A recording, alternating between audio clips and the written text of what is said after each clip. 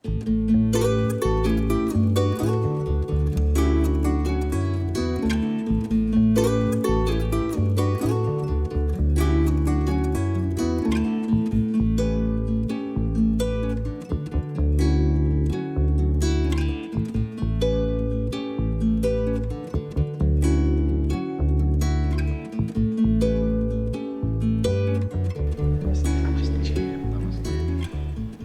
aqui na conferência do Instituto Hermógenes e eu estou muito honrado de estar aqui, muito feliz, né? O Thiago é uma pessoa que eu tenho um apreço fantástico, anos de convívio, de conhecer, né? O professor Marcos Rojo, professora mestre Amonte, que é uma referência assim, para muitas pessoas. E eu estou aproveitando esse momento e dando continuidade a um tema que a gente está fazendo dentro de uma videoconferência agora, sobre todo um movimento que existe hoje de yoga na educação, né? E eu estou aproveitando esse momento aqui para a gente poder ter uma troca, né? E algumas perguntas. Como vocês veem a prática do yoga e da meditação ensinado para os adolescentes, para as crianças, e o benefício disso na transformação de uma sociedade?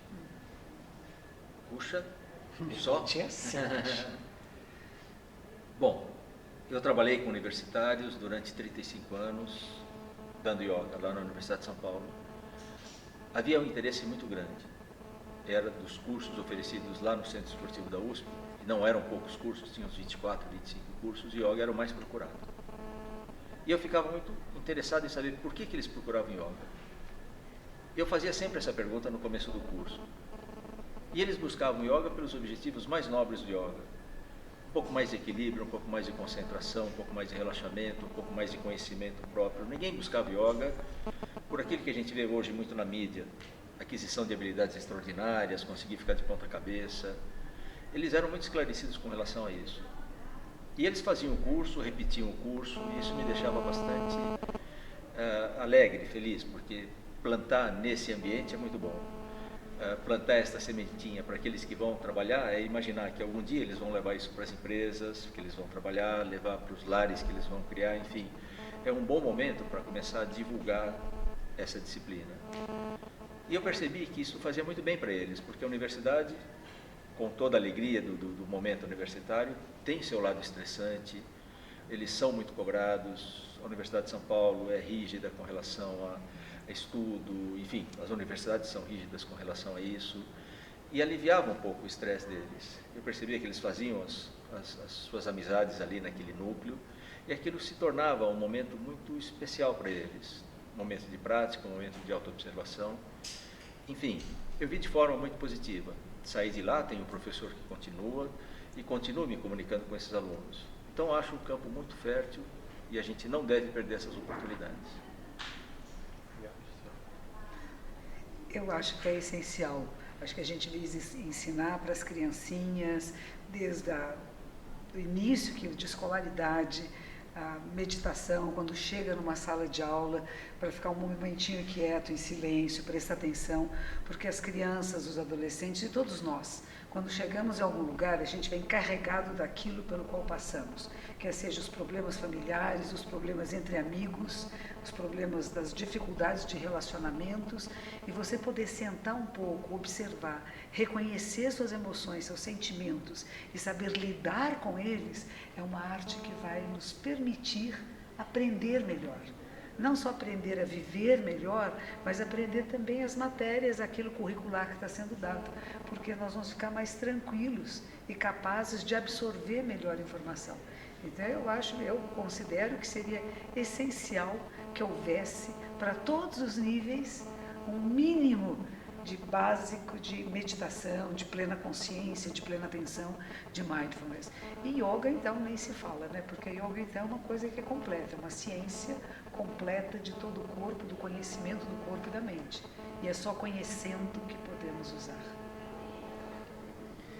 Então, tudo que eles colocaram é perfeito, sem falar depois dos dois é difícil, né? Mas o que eu sinto também, e o Maurício falou isso também, o professor Hermógenes, né, lá atrás, no Colégio Militar, ele já buscava de alguma maneira levar um pouquinho dessa consciência para os alunos, né? Eu comentei com o Maurício, tem uma foto no arquivo do professor muito bonita, que ele está de farda, aí tem um quadro negro e ele escreve a palavra ali, ahimsa, não violência. E os alunos estão olhando, assim, uma foto que pega os alunos, pega ele. Aí eu fico me pensando como naquela época, no colégio militar, ele falava sobre não violência para aqueles alunos, né? Então, e é o que a Monja falou, acho que eu fico pensando na gente, se a gente na nossa escola, quando a gente era criança, se alguém tivesse falado para você, olha só, respira mais calmo, vamos alongar o corpo, não precisa se preocupar tanto com a prova, é uma prova, mas se você não passar, não tiver um bom desempenho, você pode estudar mais e você pode se recuperar, porque é o que o Maurício fala, acho que às vezes fica uma carga muito grande, né, dos pais, da sociedade e a própria criança que se cobra para ter desempenho escolar. E acho que a meditação pode ajudar muito nisso também, né? Ela se conhecer melhor, se aceitar. E acho que seria fundamental, né? Existem questionamentos hoje, você que trabalha com educação, na pedagogia, de que você já começa desde o início colocando crianças da mesma idade, na mesma sala e dando o mesmo material, quando algumas têm tendências para isso, outras para aquelas, e você não ouve essas tendências e vai comparar as notas. Então você está lidando com pessoas que começam a competir uma com a outra, em vez de colaborar umas com as outras. Então acho que todo o processo educacional tem um pouco que ser repensado. Será que somos capazes de ouvir a necessidade verdadeira dessas pessoas que vêm a estudar conosco? Quais são? E eu acho que nesse sentido o yoga e a meditação são boas para professores, para que eles também possam desenvolver esse olhar. São uma super ferramenta, porque o que acontece, você está desenvolvendo inteligências emotivas dentro da escola. A criança, e hoje principalmente o educador, ele está com essa sobrecarga, né? Às vezes um pouco pela falta da família, pelo ritmo intenso de vida e a qual a família sai um pouquinho desse processo, então cabe uma sobrecarga grande ao professor. Então quando a gente consegue dar esse espaço para a criança ter essa paz interna, ela fica muito mais madura das escolhas e das tomadas de decisão, né? Para ela ter consciência de uma ação clara, de um pensamento claro, né? Não de uma forma fria, não, mas de uma forma amorosa e bem relacionada com as suas emoções, né? Isso é muito nítido, né? A gente está agora nas vésperas de um Enem, né? Até a minha segunda pergunta para vocês é em função disso, onde vários adolescentes estão com uma grande carga emocional de qual o caminho que eu vou fazer na minha vida, né? No yoga, qual o meu dharma dentro da sociedade, qual a minha escolha, para onde que qual faculdade que eu vou fazer, será que eu vou passar, não vou passar? Às vezes as famílias têm uma pressão, outras não, eles se cobram muito. Que dica vocês dariam para esses adolescentes que estão agora às vésperas desses grandes desafios, de pequenas práticas, de exercícios diários, onde eles pudessem contemplar essa questão do espiritual, onde eles pudessem contemplar esse desafio que vem por eles e saber superar? Eu penso de duas formas. Essa preparação, ela não tem que acontecer especificamente no momento ou nas vésperas da prova. Tanto quanto possível, treinar a aquisição de um estado um pouco mais de autoobservação e de controle previamente.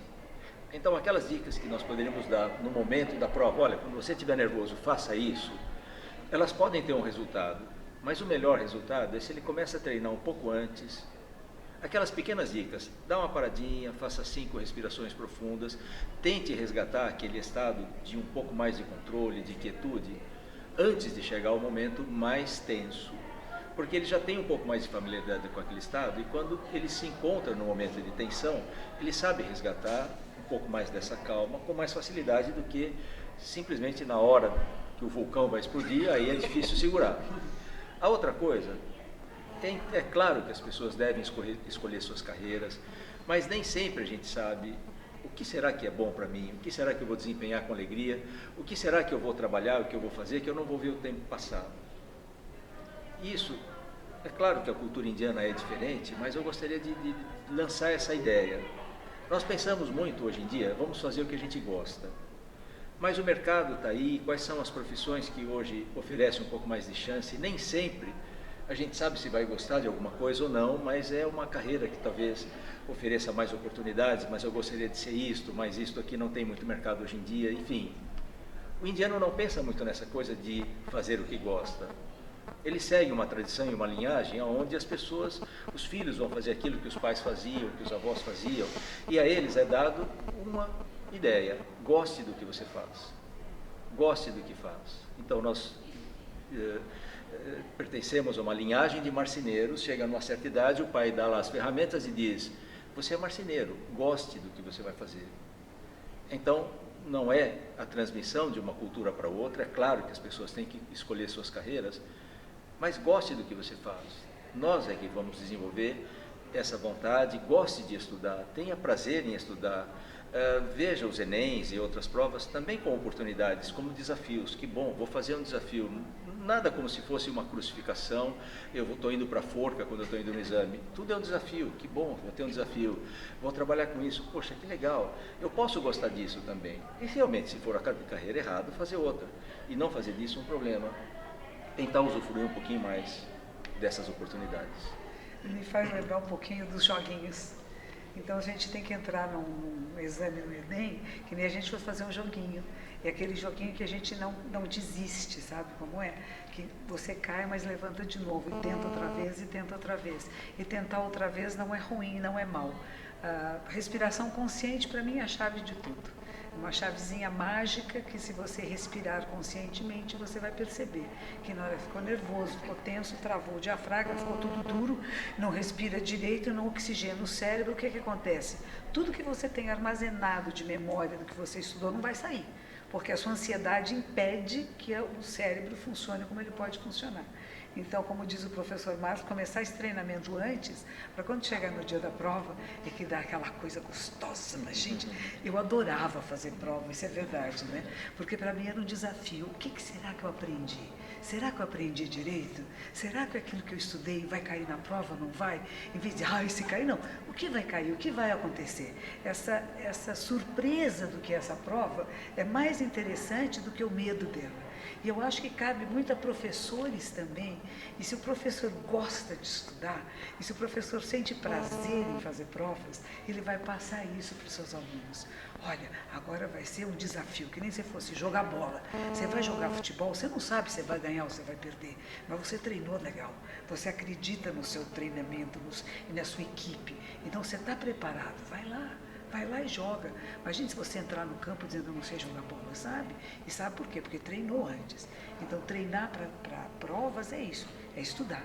Mágica não acontece, não vai vir do céu a resposta, não. Não adianta você querer jogar ali, fechar o olho e dizer qualquer uma, porque nem sempre dá certo. O mais importante é você estudar, e na hora de estudar, antes de começar a estudar, respira um pouco, para você ficar presente, para poder estudar de verdade. Não precisa estudar 10 horas, que só perturba a cabeça.